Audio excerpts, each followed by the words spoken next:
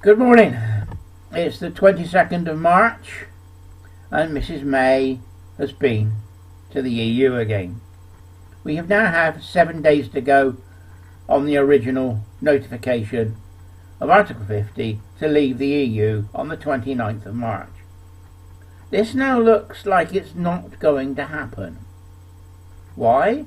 The EU has come up with a plan with Mrs May, give her an ultimatum, that if MPs agree her deal, and it's still the same deal, the one that they rejected twice before, yeah, I know it. How can they vote on it again when Bercow has said that they can't vote on it again unless there's substantial changes? But May will be saying, well, I got substantial changes because I've extended the date that we leave.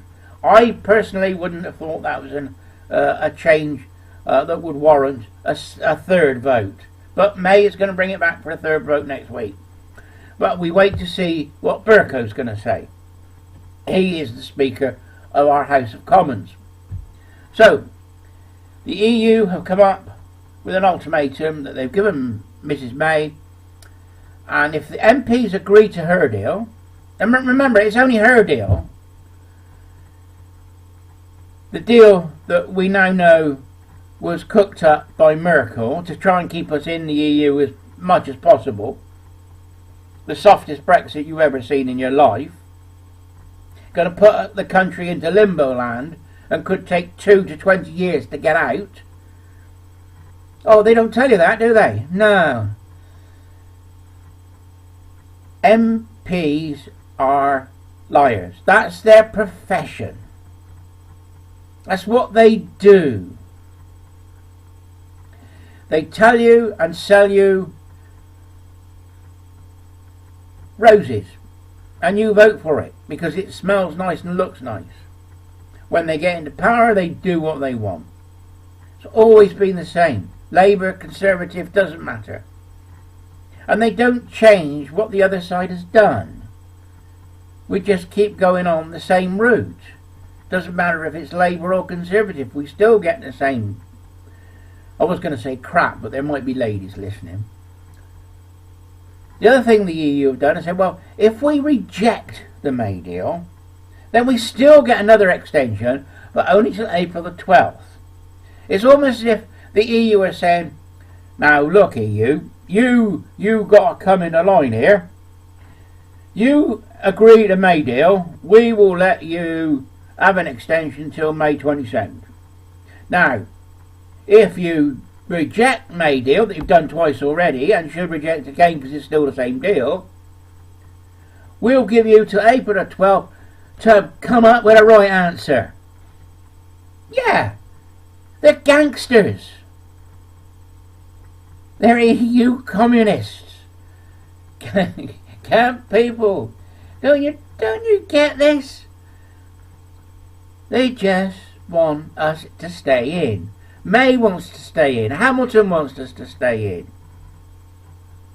Everybody, the majority of the cabinet want us to stay in. There are a few Brexiteers left in the cabinet who are sitting on the fence at the moment.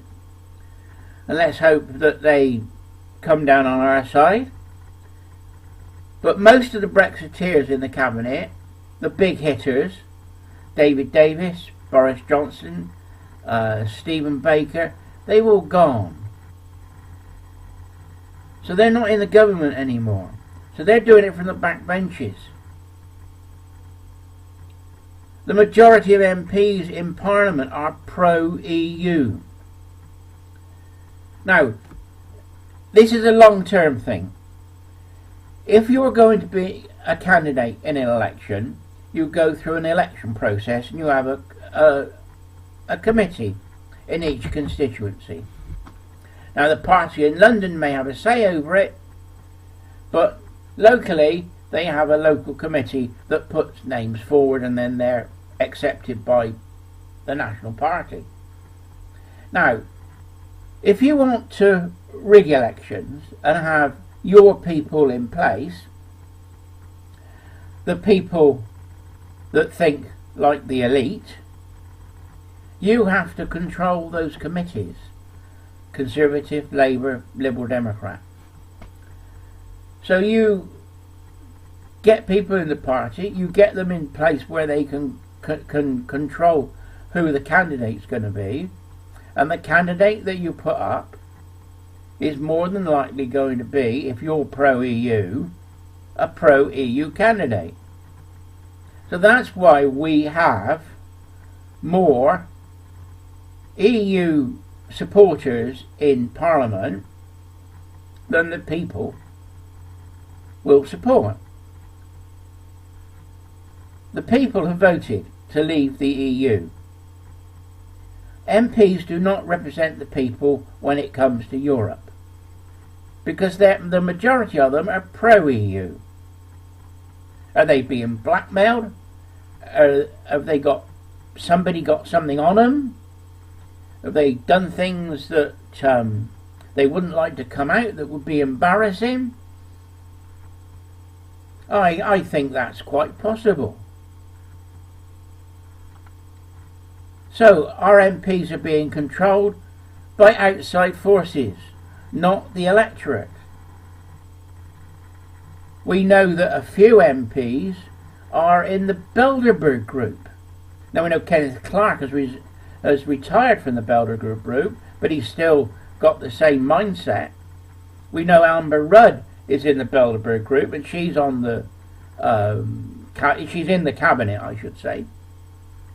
Now, what influence is the Bilderberg group having this? They're pro-EU. They're the elite. And we know Labour MPs have also been in the Bilderberg group. Peter Mandelson was a member. He's now in the House of Lords. Oh, House of Lords. Well, if MPs accept the May deal, which I don't think they will, because they voted on it twice and rejected it, and if it's the same deal going back but only the dates that have changed, it's not a substantial change. One, Bercow should throw it out, and they shouldn't debate it. But if they do have a vote on it, they should vote against it again, because it hasn't changed. And if they do vote for it, then who's got to the MPs? Have they been blackmailed? Have they been promised bribes? We know the government has come up with millions of pounds for constituencies if the MPs vote for their deal, or her deal, I should say. But no, we don't know what's going to happen. It's all up in the air now. We've all now got to wait until Mrs. Maydeal come back to the House of Commons. If it is passed, then it'll go to the House of Lords and it'll be rubber stamped, because they're all EU yes men and women.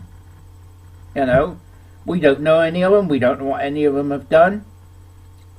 You know, since we got rid of the hereditary peers, the House of Lords have been filled by John Major, Tony Blair and Cameron, and they filled the House of Lords with life peers who are mainly European, pro-European members of the House of Lords. So the House of Lords is going to back the May deal, whatever.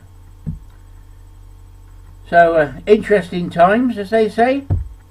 Don't know what's going to happen in the end, but our key is that Bercow should reject the May deal being discussed again, because it hasn't had substantial changes.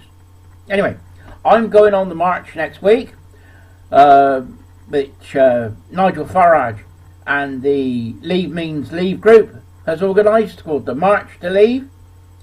And they say, oh, there's only a couple of hundred marchers and all the rest of it. Yeah, it's in the week.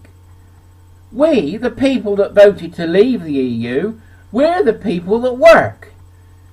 The people that want to remain, they're on the dole. They're living off the state. They got the time to go out and protest. We haven't. We've got to go to work. Right, I'm off to work. Let's see what happens. Oh, watch this space, as they say. We've just got to wait until next week. Have a nice day. Cheers.